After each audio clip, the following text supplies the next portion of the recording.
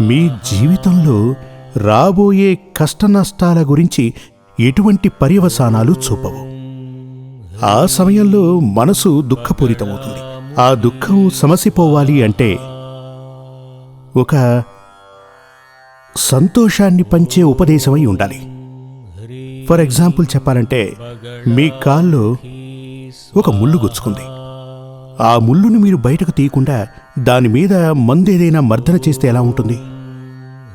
లేదంటే ఒక pain killer ఇస్తే ఎలా ఉంటుంది? ఆ సమయంలో కొంచెం సమస్య తగ్గినట్టుగా అనిపిస్తుంది, ఆ పెయిన్ కొంచెం తగ్గుతుంది, మళ్ళీ మొదలవుతుంది. కానీ ముళ్ళైతే లోపలే ఉంది కదా, రేపది మళ్ళీ మనకు ప్రమాదాన్ని కలిగిస్తుంది.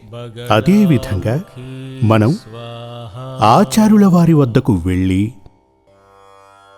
మన సమస్యలన్నీ కూడా చెప్తున్నప్పుడు వారు దానికి సమాధానాలు చెప్తుంటారు. నేను ఇదివరకే మీ అందరికీ చెప్పినట్టుగా జరుగుతుంది